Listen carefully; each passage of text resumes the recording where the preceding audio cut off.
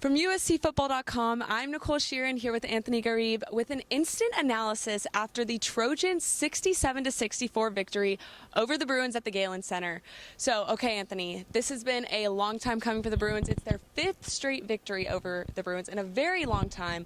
What is your immediate reaction about this Trojan play after this game? Well, it was a crazy atmosphere. Whoever was in person could tell. I mean, the student section was packed, most packed it's ever been at Galen Center. And I think USC kind of lived off of that. They made some highlight reel plays. Drew Peterson was really the story of the game. 27 points on efficient shooting. Also had 5 blocks and 12 rebounds. And he said he was playing like a superstar. He was basically doing everything. And USC, they kind of gave it away as the game was going on. And, obviously Tiger Campbell had a chance to win it. They played strong. And, this is the type of game you want to win, to prove that you're one of the best teams in the nation. And that's what they did. Outside of Drew Peterson, I think it was only Reese Dixon-Waters only had 10 points and Shvez Gooden had 10 points. But, it was an overall outstanding defensive effort from a team that's been outstanding on defense the whole season. It's a huge win for the program, huge win for momentum going into March, obviously now February. Overall, it's just an amazing win for the program. And obviously you mentioned 5th consecutive win over UCLA. This is a crosstown rivalry. It matters, so they can use this momentum as the season goes on. And, the Trojans were missing their, as a lot of people could say, best player on the court, Isaiah Mobley. They were missing him against Pacific, barely pulled out that victory. What was it like seeing this team have, obviously Drew Peterson probably had his best game of his career so far, but as like you said, other players stepped up. What was that like watching that? Yeah, Isaiah Mobley, before the game, me personally, I thought it was going to be very tough for them to win without him. And the rebounding battle, I think, was close because of his absence. But everyone stepped up. Defensively, they were outstanding. They held UCLA, I think, about 35% shooting from the field. This is a team that, shoots about or scores about 77 points per game, and they held them in check. But obviously, I was worried about the offense. How was the offense going to look? Drew Peterson kind of saved them. Boogie Ellis had a really poor game. I think it was 0 for 6, 0 for 7. So that was my concern. How's the offense going to look? But Drew Peterson stepped up. The other players stepped up. Reese Dixon-Waters had great contribution off the bench. He played probably his best game. Max Akpompolo, Andy Enfel mentioned that he thought this was his best game as a Trojan. He only had 8 points, but he was outstanding. This was a great performance offensively, better than what I expected. And their defense lived up to the hype. The depth, the length. Isaiah White, he barely played, but he started and he brought some energy. And really, like I mentioned, the rebounding margin, it was pretty close. I thought it was worse, 39-37, UCLA won. Only problem was they had 18 offensive rebounds. Didn't really hurt them in the end, but I was worried about the offense. They came out, they played. It was not a perfect game, but it was as good as you probably would have wanted without Isaiah Mobley. One thing I definitely noticed was UCLA's ability to attack the glass on offense, like you said, with offensive rebounds. That's something that the Trojans missed without Isaiah Mobley because that's one of his major roles. But the Trojans were able to hold Juzang and Hawkes Jr. to low-scoring points. How was that a key in their victory tonight? Well, it was huge. Juzang coming into the game at back-to-back games, 20 points. He's never scored over 20 points against USC. I think that length that Peterson had, he had a couple blocks against them, and then putting different bodies. Drew Peterson mentioned they weren't playing to his tendencies. They were trying to keeping him off the left side of the floor. That's really the key. They were doing that, and Hawkes, I think, shot 2 for 11, and then Juzang 4 of 16. Those are good defensive games. Only had Hawkes had about 4 points, and Juzang had 12. You're going to win a game if you hold those two players to low numbers. Tiger Campbell had 27, but they played really well. Their depth, you could see it, the length on the defensive end. They disrupted shots. They contested it. That's really all you want to see, from your defense. And they're playing with effort. I think that's another thing. Loose balls, players are going after it. You got to do that. And that's really what happened. Juzang had an off night, 4 of 16, but much of that can be attributed to just playing hard on defense. And they didn't let him get comfortable. He started out a little hot, but then he kind of fizzled out. Drew Peterson was in his grill. He was playing hard defense, and that's really all you want to see against a player like him, because he's going to get 20 points. He's going to get his shots. You just want to make it difficult for him, and that's what they did. So what did you notice about, when the Trojans played Arizona, they went 1 for 14 in the last 6 minutes of play. They've had some issues this season when it comes to having that clutch factor at the very end to secure those wins, but tonight was different. Yeah. So what did you notice specifically about tonight and about that last minute, game moment to really seal that victory? Yeah, you mentioned, against Arizona, I think they were 1 for 14, 1 for 13 as the game went on.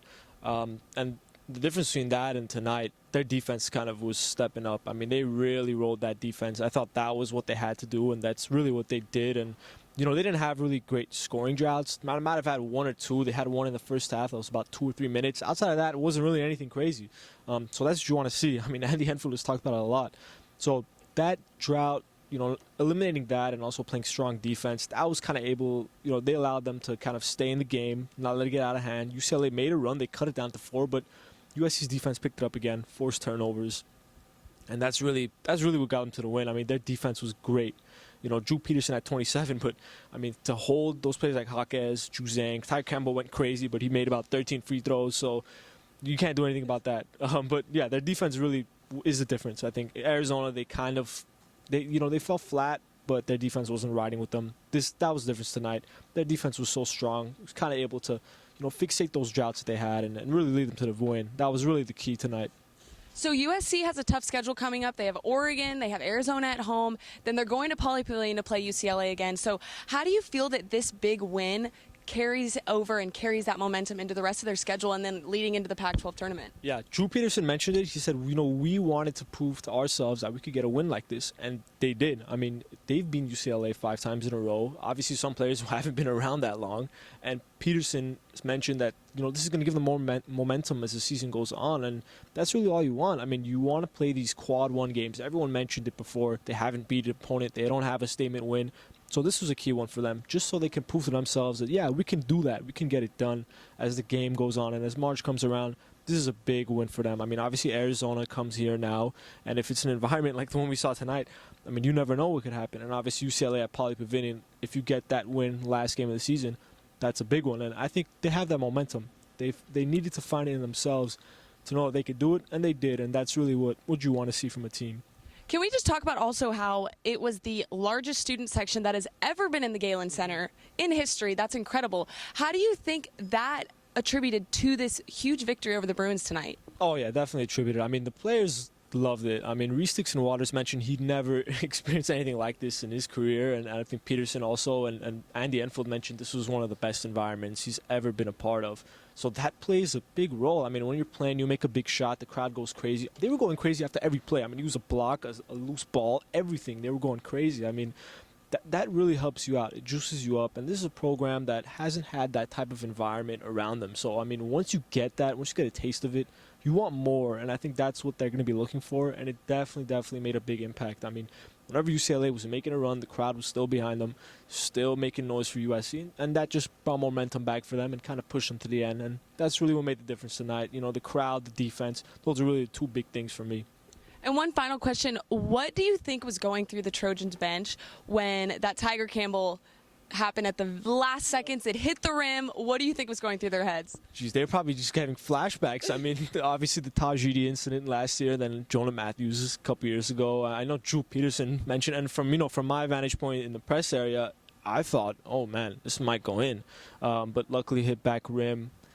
Geez, I mean, going to overtime would have been just terrible. It would have been a collapse. God knows what's going to happen in overtime, so I'm pretty sure they were all relieved. I know Drew Peterson said that he was pretty relieved. But yeah, I mean, the bench might have been just a terrifying nightmare if that one went in. So, Anthony, any final thoughts from the Galen Center after this incredible Trojan win? Yeah, just an outstanding atmosphere. I mean, we really can't say it enough. I mean, it was remarkable. I mean, just covering the game and all the buzz. It felt palpable buzz. You know, the whole week, people were looking forward to this event. That really doesn't happen, USC basketball, so that was great to see. And also just the defense. I mean, we've talked about that defense so many times this year. They still stepped up in a really big game. And no scoring droughts. There weren't really any big scoring droughts, which is very good to see. It's a huge positive because there's been multiple games under the 16-minute timeout. They've been losing. They've been in a deficit. We saw it against Pacific, and they came out pretty strong. So that's a really big thing. I mean, if you continue to do that, keep that consistent, you know, you're going to win more games. So really, the crowd was amazing, the defense, and obviously no scoring droughts. Once you keep those up, I mean, you're going to win a lot of games. It was definitely a very fun atmosphere to be in. And next up, the Trojans host Washington on Thursday, so we'll see how that shakes down. But from the Galen Center, we're signing off. For Anthony Gharib, I'm Nicole Shearin. Check out USCfootball.com for more.